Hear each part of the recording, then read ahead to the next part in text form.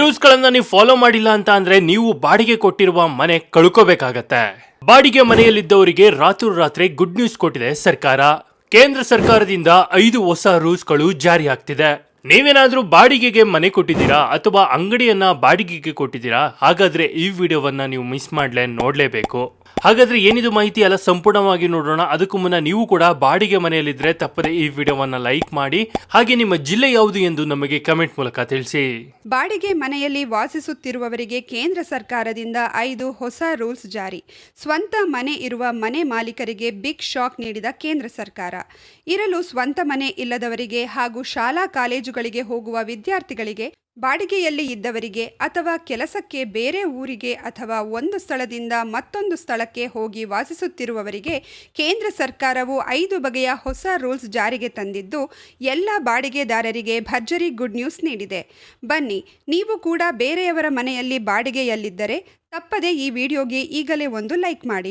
ಅಥವಾ ನೀವು ಸ್ವಂತ ಮನೆ ಇದ್ದು ಬೇರೆಯವರಿಗೆ ಬಾಡಿಗೆ ನೀಡಿದರೆ, ಅಥವಾ ನೀವು ಕೂಡ ಬಾಡಿಗೆಯಲ್ಲಿ ಇದ್ದಿದ್ರೆ ಬಾಡಿಗೆ ಮನೆಯಲ್ಲಿ ವಾಸಿಸುತ್ತಿದ್ದರೆ, ಕೇಂದ್ರ ಸರ್ಕಾರವು 5 ಬಗೆಯ ಹೊಸ ರೂಲ್ಸ್ ಜಾರಿಗೆ ತಂದಿದ್ದು ಏನೇನು ಎನ್ನುವ ಬಗ್ಗೆ ಕಂಪ್ಲೀಟ್ ಆಗಿ ತಿಳಿದುಕೊಳ್ಳಲು ಈ ವಿಡಿಯೋವನ್ನು ಕೊನೆವರೆಗೂ ನೋಡಿ. ಬೆಂಗಳೂರು ಸೇರಿದಂತೆ ಕರ್ನಾಟಕದಾದ್ಯಂತ ಆಸ್ತಿದಾರರು ಬಾಡಿಗೆ ಮನೆಗಳ ಬೆಲೆಯನ್ನ ವಿಪರೀತವಾಗಿ ಹೆಚ್ಚಳ ಮಾಡುತ್ತಿದ್ದಾರೆ. ಈ ವಿಚಾರವು ಭಾರೀ ಚರ್ಚೆಗೆ ಕಾರಣವಾಗಿದೆ. ಈ ರೀತಿ ಇರುವಾಗಲೇ ಹೊಸ ಬಾಡಿಗೆ ನಿಯಮಗಳು 2026ರ ವಿಷಯವು ಭಾರೀ ಚರ್ಚೆಯಾಗುತ್ತಿದೆ. ಬೆಂಗಳೂರು ಸೇರಿದಂತೆ ಕರ್ನಾಟಕ ಮಾತ್ರವಲ್ಲ, ದೇಶದಾದ್ಯಂತ ಕೆಲವು ಆಸ್ತಿದಾರರ ಹಣದ ವ್ಯಾಮೋಹಕ್ಕೆ ತಡೆ ಬೀಳಲಿದೆ. ಅಲ್ಲದೆ ಬಾಡಿಗೆದಾರರಿಂದ ವಿಪರೀತವಾಗಿ ಹಣ ತೆಗೆದುಕೊಳ್ಳುವುದಕ್ಕೂ ಬ್ರೇಕ್ ಬೀಳಲಿದೆ.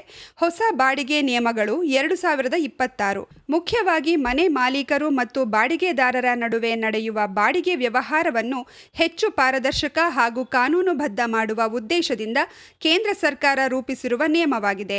ಈ ನಿಯಮಗಳ ಮೂಲಕ ಮಾತಿನ ಮೂಲಕವಷ್ಟೇ ನಡೆಯುವ ಬಾಡಿಗೆ ಒಪ್ಪಂದಗಳು, ಅತಿಯಾದ ಬಾಡಿಗೆ ಹಣ, ದಿಢೀರ್ ಬಾಡಿಗೆ ಹೆಚ್ಚಳ ಮತ್ತು ದೀರ್ಘಕಾಲದ ಕಾನೂನು ವಿವಾದಗಳಂತಹ ಸಮಸ್ಯೆಗಳನ್ನು ತಪ್ಪಿಸುವ ಉದ್ದೇಶದಿಂದ ಈ ನಿಯಮವನ್ನು ಜಾರಿಗೆ ಮಾಡಲಾಗಿದೆ. ಮೊದಲನೆಯದಾಗಿ ಡಿಜಿಟಲ್ ಬಾಡಿಗೆ ಒಪ್ಪಂದ ಕಡ್ಡಾಯ. ಇನ್ನು ಹೊಸ ಬಾಡಿಗೆ ನಿಯಮಗಳು 2026ರ ಪ್ರಕಾರ ಮನೆ ಅಥವಾ ವಾಣಿಜ್ಯ ಕಟ್ಟಡಗಳನ್ನು ಬಾಡಿಗೆ ನೀಡುವಾಗ ಅಥವಾ ಪಡೆದುಕೊಳ್ಳುವಾಗ ಡಿಜಿಟಲ್ ಬಾಡಿಗೆ ಒಪ್ಪಂದ ಮಾಡಿಕೊಳ್ಳುವುದು ಕಡ್ಡಾಯವಾಗಿದೆ. ಅಲ್ಲದೆ ಈ ಒಪ್ಪಂದವನ್ನು 60 ದಿನಗಳೊಳಗೆ ಆನ್ಲೈನ್ನಲ್ಲಿ ನೋಂದಣಿ ಮಾಡುವುದು ಕಡ್ಡಾಯ ಮಾಡಲಾಗಿದೆ. ಡಿಜಿಟಲ್ ಸ್ಟ್ಯಾಂಪ್ ಮಾಡಿ ಸರ್ಕಾರದ ಪೋರ್ಟಲ್ನಲ್ಲಿ ದಾಖಲಿಸಬೇಕು. ಇದರಿಂದ ನಕಲಿ ಒಪ್ಪಂದಗಳು ಮತ್ತು ಕಾನೂನು ಸಮಸ್ಯೆಗಳು ಎದುರಾಗುವ ಸಾಧ್ಯತೆ ಕಡಿಮೆ. ಒಪ್ಪಂದವನ್ನು ನೋಂದಣಿ ಮಾಡದಿದ್ದರೆ 5,000 ರೂಪಾಯಿ ಅಥವಾ ಅದಕ್ಕಿಂತ ಹೆಚ್ಚು ದಂಡ ವಿಧಿಸುವ ಸಾಧ್ಯತೆ ಇದೆ.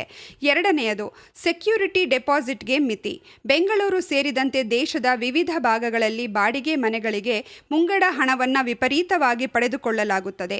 ಬಾಡಿಗೆದಾರರಿಗೆ ಆರ್ಥಿಕ ಒತ್ತಡ ಕಡಿಮೆ ಮಾಡುವ ಉದ್ದೇಶದಿಂದ ಡೆಪಾಸಿಟ್ಗೆ ಮಿತಿ ನಿಗದಿ ಮಾಡಲಾಗಿದೆ. ಬಾಡಿಗೆ ಮನೆಯವರಿಂದ ವರ್ಷಗಳ ಬಾಡಿಗೆ ಹಣವನ್ನು ಮುಂಗಡ ಪಡೆದುಕೊಳ್ಳುವುದಕ್ಕೆ ಬ್ರೇಕ್ ಹಾಕಲಾಗಿದೆ.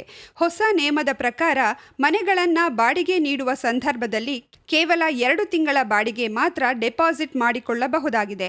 ವಾಣಿಜ್ಯ ಕಟ್ಟಡಗಳಿಗೆ ಗರಿಷ್ಠ 6 ತಿಂಗಳ ಬಾಡಿಗೆ ಮಾತ್ರ ಪಡೆಯಲು ಅವಕಾಶ ಇರಲಿದೆ. ಮೂರನೆಯದು, ಬಾಡಿಗೆ ಹೆಚ್ಚಳಕ್ಕೆ ಹೊಸ ನಿಯಮಗಳು. ಮನೆ ಮಾಲೀಕರು 12 ತಿಂಗಳಿಗಿಂತ ಮುಂಚೆ ಬಾಡಿಗೆ ಹೆಚ್ಚಿಸಲು ಸಾಧ್ಯವಿಲ್ಲ. ಬಾಡಿಗೆ ಹೆಚ್ಚಳ ಮಾಡಲು ಕನಿಷ್ಠ 90 ದಿನಗಳ ಮುಂಚಿತವಾಗಿ ಲಿಖಿತ ಸೂಚನೆ ನೀಡಬೇಕು. ಬಾಡಿಗೆ ಹೆಚ್ಚಳದ ವಿವರಗಳು ಒಪ್ಪಂದದಲ್ಲೇ ಸ್ಪಷ್ಟವಾಗಿ ಉಲ್ಲೇಖ ಮಾಡಿರಬೇಕಾಗುತ್ತದೆ. ನಾಲ್ಕನೆಯದಾಗಿ, ಬಾಡಿಗೆದಾರರ ಹಕ್ಕುಗಳ ರಕ್ಷಣೆ. ಈ ಹೊಸ ಕಾನೂನು ಮುಖ್ಯವಾಗಿ ಬಾಡಿಗೆದಾರರು ಹಾಗೂ ಆಸ್ತಿದಾರರ ರಕ್ಷಣೆ ಮಾಡುತ್ತದೆ. ಮನೆ ಮಾಲೀಕರು ಬಾಡಿಗೆದಾರರಿಗೆ ಬೆದರಿಕೆ ಹಾಕುವುದು, ನೀರು ವಿದ್ಯುತ್ ಸಂಪರ್ಕ ಕಡಿತಗೊಳಿಸುವುದು ಸೇರಿದಂತೆ ಯಾವ ಸಮಸ್ಯೆಗಳನ್ನು ಸೃಷ್ಟಿ ಮಾಡುವಂತಿಲ್ಲ. ಈ ರೀತಿ ಮಾಡಿ ಬಾಡಿಗೆದಾರರ ಮನೆ ಖಾಲಿ ಮಾಡಿಸಲು ಸಾಧ್ಯವಿಲ್ಲ. ಮನೆ ಖಾಲಿ ಮಾಡಿಸುವುದು ರೆಂಟ್ ಟ್ರಿಬ್ಯುನಲ್ ಆದೇಶದ ಮೂಲಕ ಮಾತ್ರ ಅವಕಾಶ ಇರಲಿದೆ. ಆಸ್ತಿದಾರರು ಮನೆ ಪರಿಶೀಲನೆಗೆ ಅಥವಾ ಬಾಡಿಗೆಗೆ ಮನೆಯ ಒಳಗೆ ಬರಬೇಕಾದರೆ 24 ಗಂಟೆಗಳ ಮುಂಚಿತವಾಗಿ ಬಾಡಿಗೆದಾರರಿಗೆ ಮಾಹಿತಿ ನೀಡಬೇಕು. ಐದನೆಯದು, ವಿವಾದ ಶೀಘ್ರ ಪರಿಹಾರ. ಇನ್ನು ಹೊಸ ನಿಯಮದಿಂದಾಗಿ ಬಾಡಿಗೆ ಸಂಬಂಧಿತ ವಿವಾದಗಳನ್ನು ರೆಂಟ್ ಅಥಾರಿಟಿ, ರೆಂಟ್ ಕೋರ್ಟ್ ಅಥವಾ ರೆಂಟ್ ಟ್ರಿಬ್ಯುನಲ್ ಮೂಲಕ ಪರಿಹರಿಸಿಕೊಳ್ಳುವುದಕ್ಕೆ ಅವಕಾಶವಿರಲಿದೆ. ಹೆಚ್ಚಿನ ಪ್ರಕರಣಗಳನ್ನು 60 ದಿನಗಳೊಳಗೆ ಪರಿಹರಿಸುವ ಉದ್ದೇಶ ಇದೆ. ಮನೆ ದುರಸ್ತಿ ಸಮಸ್ಯೆ ಇದ್ದರೆ ಮನೆ ಮಾಲೀಕರು 30 ದಿನಗಳಲ್ಲಿ ದುರಸ್ತಿ ಮಾಡಬೇಕು. ಇಲ್ಲದಿದ್ದರೆ ಬಾಡಿಗೆದಾರರು ದುರಸ್ತಿ ಮಾಡಿ ವೆಚ್ಚವನ್ನ ಬಾಡಿಗೆಯಿಂದ ಕಡಿತ ಮಾಡಿಕೊಳ್ಳಬಹುದು. ಬಾಡಿಗೆ ಮನೆಯಲ್ಲಿ ಎದುರಾಗುವ ದುರಸ್ತಿ ಕೆಲಸಗಳನ್ನು ಬಾಡಿಗೆದಾರರೇ ಮಾಡಿಕೊಳ್ಳಿ ಎಂದು ಹೇಳುವುದಕ್ಕೆ ಬರುವುದಿಲ್ಲ. ದೇಶದಾದ್ಯಂತ ಬಾಡಿಗೆ ಮಾರುಕಟ್ಟೆಯಲ್ಲಿ ಪಾರದರ್ಶಕತೆ ತರಲು ಕೇಂದ್ರ ಸರ್ಕಾರವು ಮಾದರಿ ಬಾಡಿಗೆ ಕಾಯ್ದೆ ಅಡಿಯಲ್ಲಿ ನೂತನ ಬಾಡಿಗೆ ನಿಯಮಗಳನ್ನು 2026 ಸಿದ್ಧಪಡಿಸಿದೆ.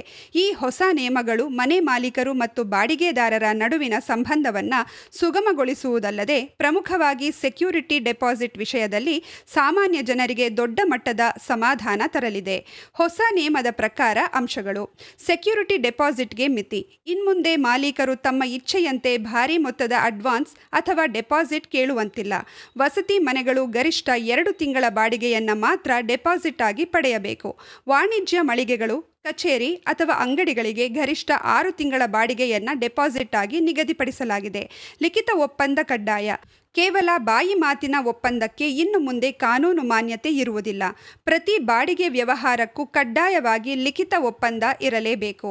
ಒಪ್ಪಂದವಾದ 60 ದಿನಗಳ ಒಳಗಾಗಿ ಅದನ್ನು ಸಂಬಂಧಪಟ್ಟ ಅಧಿಕಾರಿಗಳ ಬಳಿ ನೋಂದಣಿ ಮಾಡಿಸುವುದು ಕಡ್ಡಾಯವಾಗಿದೆ. ಬಾಡಿಗೆ ಏರಿಕೆಗೆ ಕಟ್ಟುನಿಟ್ಟಿನ ನಿಯಮ. ಮಾಲೀಕರು ತಮಗೆ ಇಷ್ಟ ಬಂದಾಗ ಬಾಡಿಗೆ ಹೆಚ್ಚಿಸುವಂತಿಲ್ಲ. ವರ್ಷಕ್ಕೆ ಒಮ್ಮೆ ಮಾತ್ರ ಬಾಡಿಗೆ ಏರಿಕೆ ಮಾಡಲು ಅವಕಾಶವಿರುತ್ತದೆ. ಬಾಡಿಗೆ ಹೆಚ್ಚಿಸುವ ಕನಿಷ್ಠ 90 ದಿನಗಳ ಮೊದಲೇ ಬಾಡಿಗೆದಾರರಿಗೆ ನೋಟಿಸ್ ನೀಡಬೇಕು. ಬಾಡಿಗೆದಾರರ ಹಕ್ಕು ಮತ್ತು ಗೌಪ್ಯತೆ. ಬಾಡಿಗೆದಾರರ ಹಿತಾಸಕ್ತಿ ಕಾಪಾಡಲು ಈ ಕಾಯ್ದೆಯಲ್ಲಿ ಹೆಚ್ಚಿನ ಒತ್ತು ನೀಡಲಾಗಿದೆ. ಸರಿಯಾದ ಕಾರಣವಿಲ್ಲದೆ ಬಾಡಿಗೆದಾರರನ್ನು ಮನೆಯಿಂದ ಹೊರಹಾಕುವಂತಿಲ್ಲ. ಮಾಲೀಕರು ಬಾಡಿಗೆ ಮನೆಗೆ ಭೇಟಿ ನೀಡಬೇಕೆಂದರೆ ಕನಿಷ್ಠ 24 ಗಂಟೆಗಳ ಮೊದಲೇ ಮಾಹಿತಿ ನೀಡಬೇಕು. ಇದು ಬಾಡಿಗೆದಾರರ ಖಾಸಗಿತನವನ್ನು ರಕ್ಷಿಸುತ್ತದೆ. ವಿವಾದಗಳ ಇತ್ಯರ್ಥಕ್ಕೆ ಬಾಡಿಗೆ ನ್ಯಾಯಾಲಯ. ಬಾಡಿಗೆಗೆ ಸಂಬಂಧಿಸಿದ ವಿವಾದಗಳು ಎದುರಾದರೆ ಸಿವಿಲ್ ನ್ಯಾಯಾಲಯಗಳಲ್ಲಿ ವರ್ಷಗಟ್ಟಲೆ ಕಾಯುವ ಅಗತ್ಯವಿಲ್ಲ. ಇದಕ್ಕಾಗಿ ಪ್ರತ್ಯೇಕವಾಗಿ ರೆಂಟ್ ಅಥಾರಿಟಿ ಮತ್ತು ಬಾಡಿಗೆ ನ್ಯಾಯಾಲಯಗಳನ್ನು ಸ್ಥಾಪಿಸಲಾಗುವುದು. ಇಲ್ಲಿ ಬಾಡಿಗೆ ಪ್ರಕರಣಗಳು ಅತಿ ವೇಗವಾಗಿ ಇತ್ಯರ್ಥಗೊಳ್ಳಲಿವೆ. ಗಮನಿಸಿ, ಈ ನಿಯಮಗಳು ಕೇಂದ್ರ ಸರ್ಕಾರದ ಮಾದರಿ ಬಾಡಿಗೆ ಕಾಯ್ದೆಯನ್ನು ಆಧರಿಸಿವೆ. ರಾಜ್ಯ ಸರ್ಕಾರಗಳು ತಮ್ಮ ಅಗತ್ಯಕ್ಕೆ ಅನುಗುಣವಾಗಿ ಇದರಲ್ಲಿ ಕೆಲವು ಮಾರ್ಪಾಡುಗಳನ್ನು ಮಾಡಿಕೊಂಡು ಜಾರಿಗೆ ತರುವ ಅಧಿಕಾರವನ್ನು ಹೊಂದಿರುತ್ತವೆ. ಈ ಬಗ್ಗೆ ನೀವೇನು ಹೇಳ್ತೀರಾ? ನಿಮ್ಮ ಅನಿಸಿಕೆ ಅಭಿಪ್ರಾಯಗಳನ್ನು ನಮಗೆ ಕಮೆಂಟ್ ಮೂಲಕ ತಿಳಿಸಿ. ಹಾಗೆ ಈ ವಿಡಿಯೋವನ್ನು ಯಾರೆಲ್ಲ ಬಾಡಿಗೆ ಮನೆಯಲ್ಲಿದ್ದಾರೆ ಅಥವಾ ಬಾಡಿಗೆಗೆ ಅಂಗಡಿಯನ್ನು ಕೊಟ್ಟಿದ್ದಾರೆ ಅಂಥವ್ರಿಗೆ ಈ ವಿಡಿಯೋವನ್ನು ಶೇರ್ ಮಾಡಿ. ಅವ್ರಿಗೆ ಈ ವಿಡಿಯೋ ತುಂಬಾ ಹೆಲ್ಪ್ ಆಗುತ್ತೆ.